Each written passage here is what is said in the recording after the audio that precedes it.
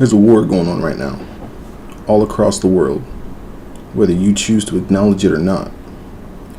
I'm here to give you the information that you need so you can be able to make an educated decision as to which side that you decide to back. Which side has the better tools, better technology, which side is right for you. This war that's waging, it isn't for countries or continents. This is a war for your living room.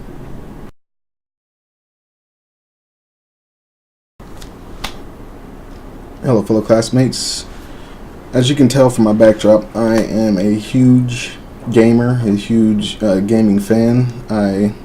I've played every system that's came out from the old school Atari to Sega Genesis, Nintendo, and today I would just like to give you some information about the two biggest gaming consoles in the industry right now.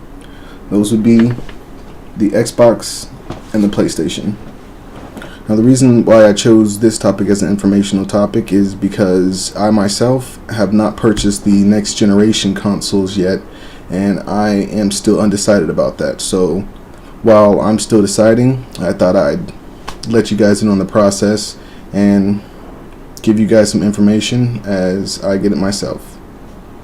Throughout the duration of this speech, I will be focusing mainly on the specifications on both of the consoles, both the Xbox One and the PlayStation 4. I'll also be going into detail about the user interface, the usability of both of the machines, the pros and cons that each machine has in your living room and as part of your entertainment. I'll also be going into detail about the aesthetics of the machines, the costs, and some of the games that are coming out. I first wanted to go into detail about the predecessors of the next generation machines that came out at the end of last year. Those predecessors being Sony's PlayStation 3 and Microsoft's Xbox 360. The reason why I wanted to detail these two machines specifically is because people usually choose their next generation consoles based on their experience with the predecessor of that model. Now, I will be going into detail about the CPU, which is the central processing unit, the GPU, which is the graphical processing unit, and the hard drive. I'll also be detailing the user interface of both of these machines.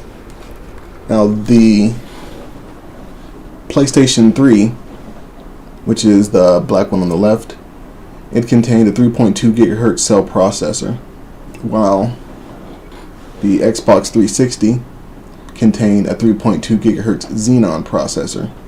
The difference between these is that the PlayStation 3 had a maximum of 230 gigaflops, while the Xbox 360, on the other hand, had a maximum of 77 gigaflops, which is noticeably a lot more. So the PlayStation 3 had a lot more processing power.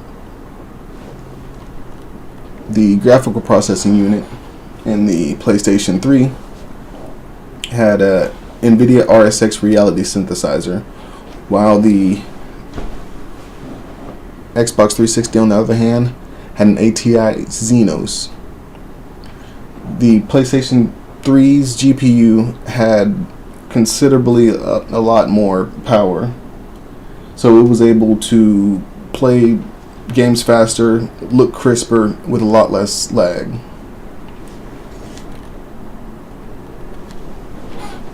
Now, the hard drive, which is very important when it comes to gaming because that is primarily where your games are saved, and that pretty much tells you how much lag you're going to have in your system. The hard drive in the PlayStation 3 was a 160 or 320 gigabyte hard drive, depending on which model you bought. And the hard drive in the Xbox 360 was a 250 gigabyte hard drive or a 4 gigabyte SSD. SSD being considerably faster than the standard hard drive.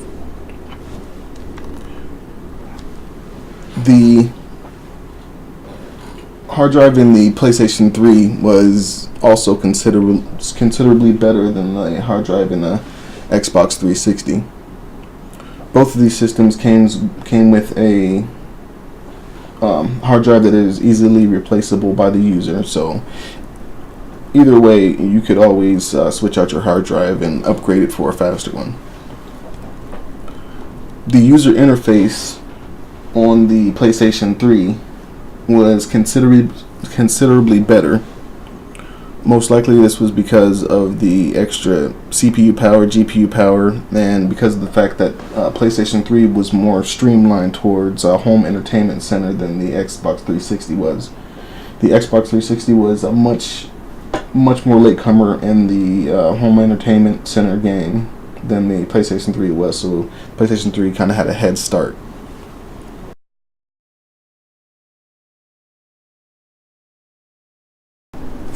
Looking at the PlayStation 3 and seeing as how it was geared more towards home entertainment than it was for actually gaming, it would be easy for someone to think that the PlayStation 4 would follow suit and try to do the same thing.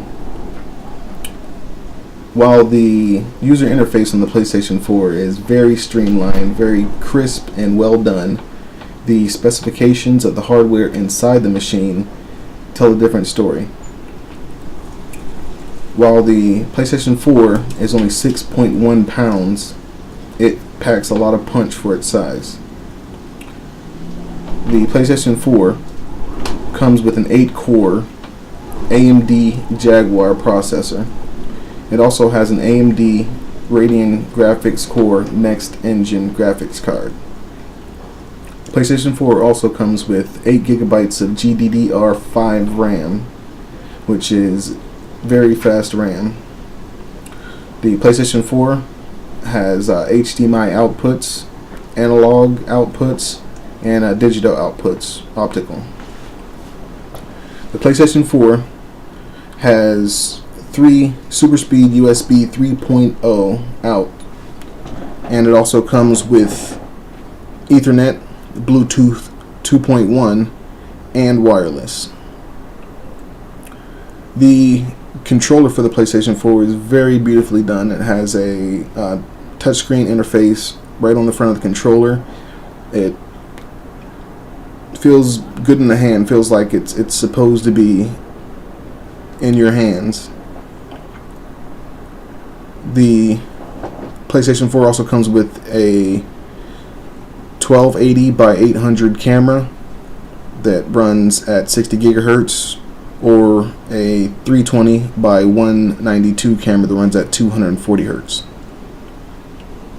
Now, PlayStation 4 comes with a Blu-ray drive, of course, and a DVD drive. The surprising point about the PlayStation 4 is all of this is packaged at the price of $399.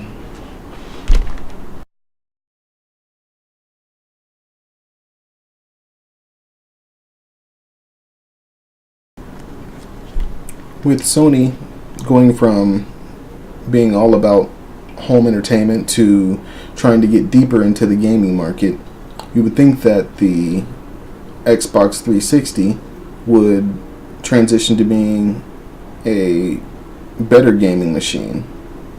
The fact of the matter is, the Xbox 360 did a complete 180.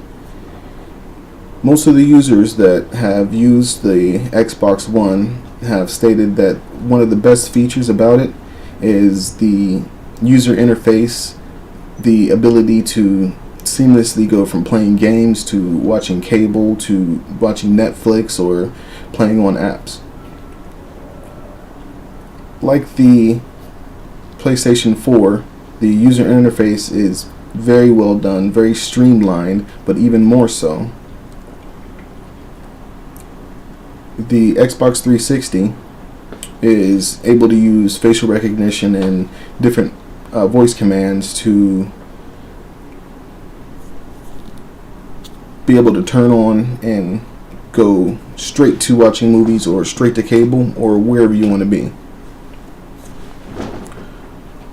The Xbox 360 also comes with a plethora of next generation hardware. The Xbox 360, while weighing 2 more pounds than the PlayStation 4, comes with an 8-core processor. It also comes with 8 gigabytes of RAM. It comes with a built-in 500 gigabyte hard drive. It also comes with HDMI 1.4 in and out. It supports 4K and up to 1080p resolution. The Xbox 360 also comes with USB 3.0 outs. For communication, the Xbox 360 comes with in-wireless and Wi-Fi Connect. The Xbox 360, unlike the PlayStation 4, however, does not come with Bluetooth. The camera on the Xbox 360 is a 250,000 pixel infrared depth sensor. The difference between the camera on the PlayStation 4 and the Xbox 360 is the camera on the PlayStation 4 goes up to an 800p resolution, while the camera on the Xbox 360 goes up to a 1080p resolution. The Xbox 360 with this model comes with a Blu-ray player and a DVD player. One of the biggest downfalls about the Xbox 360 versus the PlayStation 4 is the price tag. While the PlayStation 4 debuted at a price tag of $399, the Xbox One debuted at a price of $499.